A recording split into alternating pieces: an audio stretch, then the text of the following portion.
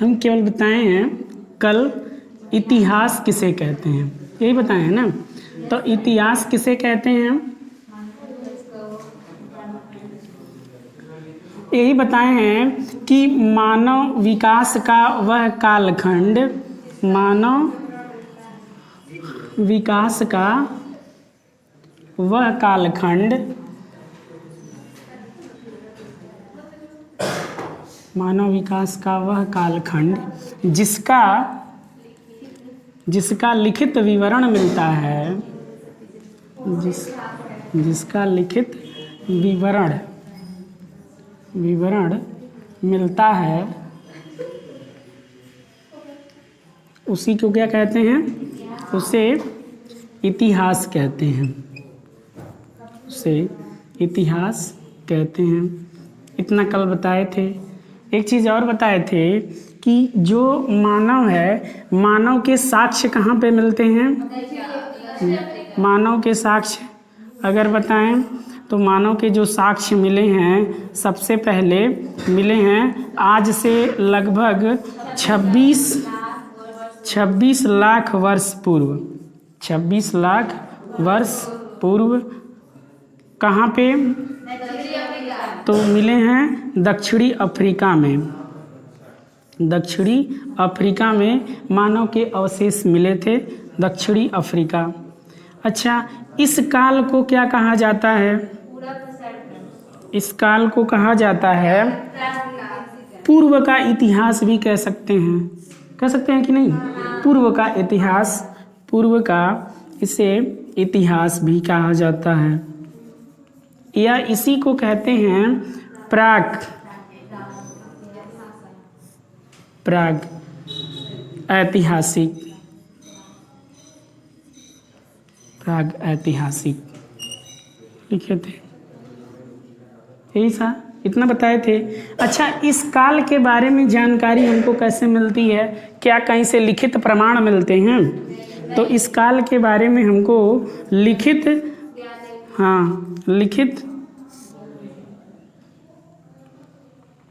जानकारी नहीं मिलती है, लिखित जानकारी नहीं मिलती है, लेकिन मिलती क्या है,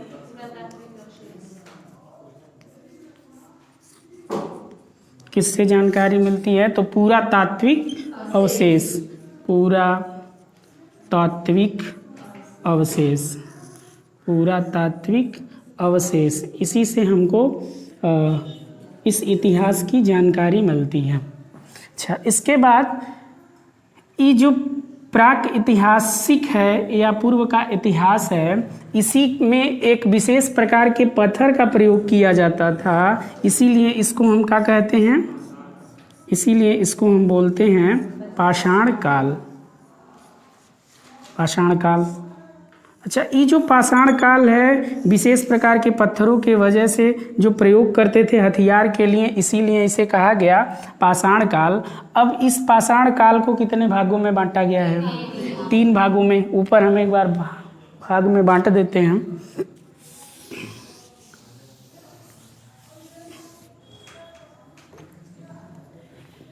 पाषाण काल है, पाषाण काल, इसको कितने भागों में बांटा गया, तो पाषाण काल को बांटा गया 3 भागों में, इसको बांटा गया है। एक को क्या कहा जाता है, एक को कहा जाता है पूरा पाषाण काल, पूरा पाषाण काल, और एक को कहा जाता है मध्य पाषाण काल, मध्य पाषाण काल, और एक को क्या कहा जाता है नव पाषाण काल, नव पाषाण काल। 3 भागों में बांटा गया। वैसे 26 लाख वर्ष पूर्व से, तो जो ये पूरा पाषाण काल है, इसको कहा गया कि 26 लाख वर्ष पूर्व से लेकर के कब तक, वर्ष पूर्व से लेकर के 10,000 ईसा पूर्व तक, के काल को क्या कहा जाता है? पूरा पाषाण काल। और ये जो मध्य पाषाण काल है ये लगभग 10,000 ईसा पूर्व को कहा जाता है, क्योंकि एग्जैक्ट डेट तो पता है नहीं, तो लगभग वही बोल दिया जाता है। नव पाषाण काल में 4,000 ईसा पूर्व को नव पाषाण काल कहा जाता है। जो ये पूरा पाषाण काल है, इस पूरा पाषाण काल को एक और नाम से जाना जाता है, जिसको क्या कहते हैं? Palaeolithic age. इसको कहते हैं palaeolithic age. Palaeolithic age, palaeolithic age कहा जाता है। इसको क्या कहा जाता है? Mesolithic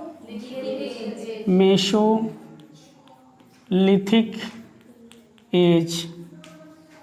Mesolithic age. अच्छा, नव पाषाण काल को क्या कहा जाता है? Neolithic age. Neolithic age. पाषाण काल उसे कहा जाता है जिसमें विशेष प्रकार के पत्थरों का प्रयोग किया जाता है। ये जो पाषाण काल है, पाषाण काल में विशेष प्रकार के पत्थरों का प्रयोग किया जाता है, तो इसी पत्थरों के आधार पर यह बांटा गया है। तो जैसे जो पूरा पाषाण काल था, इसमें हथियार के रूप में बड़े बड़े पत्थरों का प्रयोग किया जाता था, यही ना? बड़े बड़े पत्थर का प्रयोग, बड़े बड़े पत्थर का प्रयोग किया जाता था, हथियार के रूप में किया जाता था। इसी पत्थर को और क्या कहा जाता है?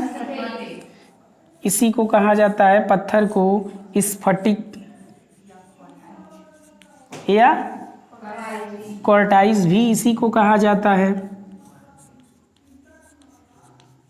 क्वार्टाइज भी इसी को कहा जाता है। ये जो मध्य पाषाण काल है, इसमें किस तरह के पत्थर का प्रयोग किया जाता है? हथियार के रूप में। तो इसमें मध्यम आकार के पत्थर का प्रयोग किया जाता है। मध्यम आकार के पत्थरों का प्रयोग, मध्यम आकार के पत्थर का प्रयोग किया जाता है। पत्थर का प्रयोग किया जाता है। इसमें क्या किया जाता है? नव पाषाण काल में, तो नव पाषाण काल में छोटे छोटे पत्थरों का प्रयोग किया जाता है। छोटे छोटे पत्थर का प्रयोग किया जाता है। छोटे छोटे पत्थर का प्रयोग किया जाता है। तो कल इतना चीज़ें हम बताए थे, छोटे छोटे पत्थरों का प्रयोग किया जाता है। तो ये तो पाषाण काल का विभाजन हो गया। अच्छा, इसके बाद आता है, बेटा नहीं, इसके बाद एक काल आता है अर्ध ऐतिहासिक काल, बताए थे। ये तो पाषाण काल हो गया। इसमें केवल जानकारी हमको पुरातात्विक स्रोत से प्राप्त होता है, कोई भी लिखित साक्ष्य से हमको ये सारी चीज़ें प्राप्त नहीं होती हैं। तो दूसरा स्टेप में चलता है 2250 ईसा पूर्व से लेकर के ईसा पूर्व से लेकर के 600 ईसा पूर्व तक, 600 ईसा पूर्व तक को क्या उनसा काल कहा जाता है? इसको कहा जाता है अर्ध ऐतिहासिक काल। अर्ध ऐतिहासिक काल, अर्ध ऐतिहासिक काल। तो अब हम कहें कि अर्ध ऐतिहासिक काल किसे कहा जाता है? एक तो है पाषाण काल जिसमें पत्थरों का प्रयोग किया जाता था, तो अर्ध ऐतिहासिक काल किसे कहा जाता है? तो मानव विकास का वह कालखंड, यहीं पे लिख देते हैं हम, मानव विकास का वह कालखंड, मानव विकास का वह कालखंड, वह कालखंड जिसका लिखित विवरण प्राप्त है लेकिन हम पढ़ नहीं पाते हैं, जिसका लिखित विवरण प्राप्त है, लिखित विवरण प्राप्त है लेकिन पढ़ा नहीं जा सकता, लेकिन पढ़ा नहीं जा सकता। उसी को हम क्या कहते हैं? उसी को हम कहते हैं अर्ध ऐतिहासिक काल। एक ऐसा कालखंड जिसका हमको लिखित विवरण तो प्राप्त है लेकिन इसको पढ़ा नहीं जा सकता, इसी को हम कहते हैं अर्ध ऐतिहासिक काल। इसके बाद आता है जो हम लोगों को पढ़ना है, इतिहास कहाँ से शुरू होता है। तो 600 ईसा पूर्व से लेकर के आज तक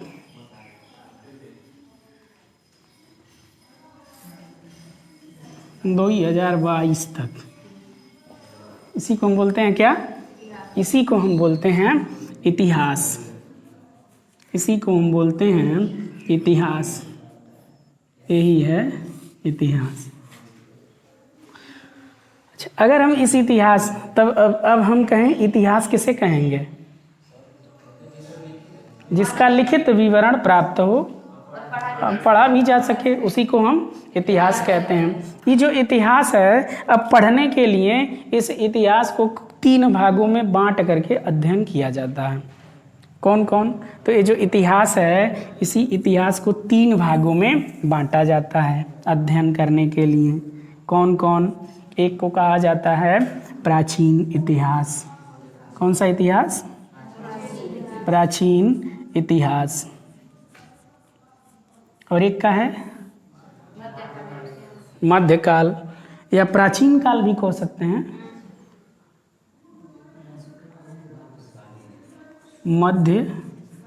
मध्यकाल। और एक का हो जाएगा आधुनिक काल। आधुनिक काल। आधुनिक काल। ठीक, 3 हो गया, प्राचीन, मध्य, आधुनिक। अच्छा, जो प्राचीन इतिहास है कहाँ से लेकर के कहाँ तक लिखे? प्राचीन इतिहास को कहाँ से कहाँ तक लिखे?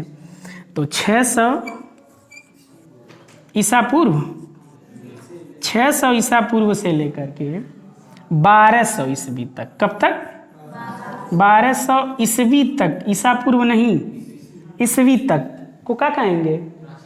इसी को कहते हैं प्राचीन इतिहास।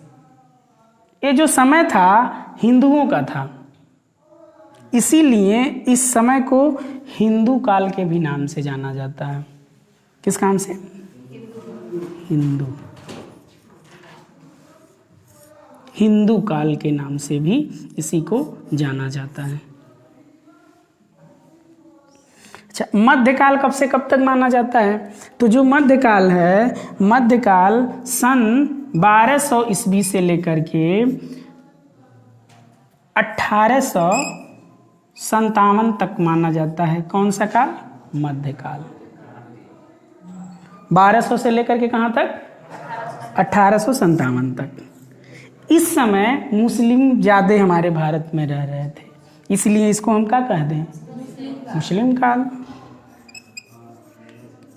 मुस्लिम, इसी को हम मुस्लिम काल भी कह सकते हैं। मुस्लिम काल ये हिंदुओं का काल था, 600 से लेकर के 1200। एक शासक था मोहम्मद गोरी, नाम सुने हैं ना? मोहम्मद गोरी भारत पर कब आक्रमण करता है?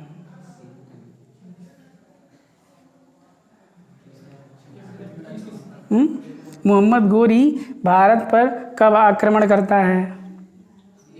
सबसे पहले करता है 1175 में गुजरात पे। तो भीम द्वितीय नाम का एक शासक था जिसने उसको पराजित कर दिया, वापस भेज दिया। फिर कुछ दिनों के बाद यानी 75 के बाद 1191 में भारत पर आक्रमण करता है। तो उस समय यहाँ के शासक थे पृथ्वीराज चौहान, जिसको पृथ्वीराज तृतीय के नाम से जाना जाता है। जो पृथ्वीराज चौहान नाम था वह पृथ्वीराज तृतीय के नाम से जाने जाते थे। उसी समय 1191 में युद्ध होता है मोहम्मद गोरी से और पृथ्वीराज चौहान या पृथ्वीराज तृतीय से, जिसको हम बोलते हैं तराइन का प्रथम युद्ध। कब होता है? 91 में, जिसमें मोहम्मद गोरी हार जाता है और पृथ्वीराज चौहान विजयी हो जाते हैं। फिर एक साल वह वेट करता है, 1192 में दोबारा आक्रमण करता है और आक्रमण में पृथ्वीराज चौहान की हार हो जाती है और उसी समय तब यह मध्यकाल का शुरुआत माना जाता है। पृथ्वीराज चौहान जब हार जाते हैं 1192 में तराइन के द्वितीय युद्ध में, प्रथम में तो जीत जाते हैं, द्वितीय में हार जाते हैं। तो जब वहीं हार जाते हैं तो मोहम्मद गोरी का शासन हमारे भारत में शुरू हो जाता है। जब भारत में शासन शुरू हो जाता है, वो गौर प्रदेश का रहने वाला था, तो जब यहाँ रहता था तो वहाँ क्रांति हो जाती थी तो उसको शांत करने जाता था, तब तक यहाँ हो जाता था। तो इसी आने जाने के चक्कर में यहाँ पे कुतुबुद्दीन ऐबक को अपना कार्यभार सौंप के वो चला गया गौर प्रदेश में। तब कुतुबुद्दीन ऐबक ने यहाँ पे दिल्ली सल्तनत में गुलाम वंश की स्थापना करता है। कब? 1206 ईस्वी में। तो कुतुबुद्दीन ऐबक गुलाम वंश की स्थापना करता है। तो गुलाम वंश, उसके बाद खिलजी वंश, उसके बाद तुगलक वंश, उसके बाद सैयद वंश और अंत में आता है लोदी वंश। लोदी वंश का अंतिम शासक था इब्राहिम लोदी। इब्राहिम लोदी 1526 ईस्वी में बाबर इस पर आक्रमण करता है और इसको बोलते हैं पानीपत का प्रथम युद्ध, जिसमें इब्राहिम लोदी की मृत्यु हो जाती है और वहीं से मुगल वंश की स्थापना हो जाती है। जब मुगल वंश की स्थापना होती है तो धीरे धीरे ये समय चलता है और 1857 में मुगल वंश का अंतिम शासक होता है बहादुर शाह जफर, या जिसे बहादुर शाह द्वितीय के नाम से जाना जाता है। और जब इसका काल समाप्त होता है तो वहीं से अंग्रेजों का काल शुरू हो जाता है। यानी 1857 से लेकर के कब तक? 1947 नहीं कहेंगे, आधुनिक काल हमें कह सकते हैं आज तक। नहीं कह सकते हैं? आज तक कह सकते हैं। वैसे 1857 जो लिखे हैं यहीं पे गुलाम वंश खत्म हो जाता है, मुगल वंश खत्म हो जाता है। बहादुर शाह जफर को रंगून भेज दिया जाता है अंधा अंधा करवा करके, उसके बाद खत्म। तब अंग्रेजों का शासन हमारे वहाँ शुरू होता है 1857 से लेकर के 1947 तक। और 1947 के बाद हमारा देश स्वतंत्र होता है, यहीं से हम लोगों का इतिहास शुरू हो जाता है। तो इतने कालों में बांटा गया है और एक एक करके अध्ययन करना है। ठीक है, मिटाएं?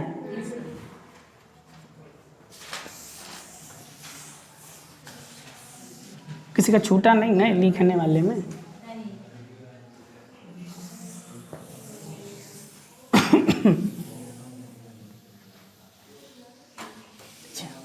अच्छा, अब यही जो इतिहास है, इसी इतिहास के बारे में पढ़ना है। तो इस इतिहास के बारे में हमको जानकारी कहाँ से मिलती है, कैसे मिलती है, यही जानना है। कहाँ से मिलती है, कैसे मिलती है। तो इतिहास जानने के स्रोत, हेडिंग डालिए। इतिहास जानने के स्रोत, साधन लिख दें? दोनों लिख दिए हैं, धन लिखा जा रहा है। इतिहास के जानने के साधन। सबसे पहले इतिहास जानने का साधन ये है ग्रंथ। ग्रंथ के माध्यम से जानकारी मिलती है ना। इतिहास जानने का साधन है ग्रंथ। अच्छा, ये जो ग्रंथ हैं, ग्रंथ दो तरह के होते हैं। ये जो ग्रंथ है ना, ग्रंथ दो तरह के होते हैं। एक को बोलते हैं धार्मिक ग्रंथ और एक को बोलते हैं लौकिक ग्रंथ। एक को बोलते हैं धार्मिक ग्रंथ, धार्मिक ग्रंथ, और एक को क्या बोलते हैं? लौकिक ग्रंथ। धार्मिक किसे कहेंगे? धर्म से। अलौकिक धार्मिक ग्रंथ और लौकिक ग्रंथ। धार्मिक ग्रंथ किसी धर्म से संबंधित हो जाता है। लौकिक ग्रंथ किसी काल का यानी किसी समय का किसी ग्रंथ में वर्णन कर दिया जाए तो उसी को लौकिक ग्रंथ कहा जाता है। धर्म से किसी समय का या किसी काल का वर्णन हमारे पुस्तकों में मिल जाता है तो उसी को बोलते हैं लौकिक ग्रंथ। अच्छा, जो ये लौकिक ग्रंथ है ना, यह भी दो तरह का होता है। लौकिक ग्रंथ दो तरह का, एक को बोलते हैं ऐतिहासिक ग्रंथ और एक को बोलते हैं साहित्यिक ग्रंथ। एक को क्या बोलते हैं? साहित्यिक, और एक है ऐतिहासिक। साहित्यिक ग्रंथ और एक को क्या बोलते हैं? एक को बोलते हैं हम लौकिक ग्रंथ। लौकिक ग्रंथ, हाँ लौकिक कह रहे हैं, ऐतिहासिक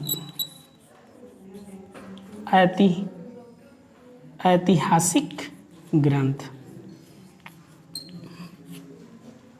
ऐतिहासिक ग्रंथ तो इतिहास जानने का ही साधन एक ग्रंथ है।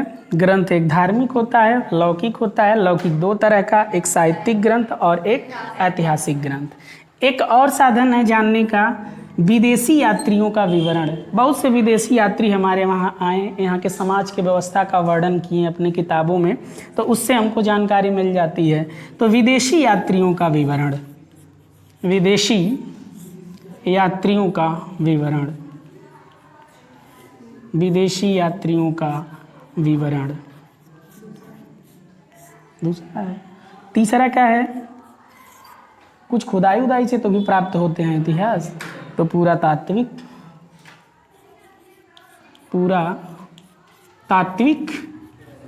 स्रोत।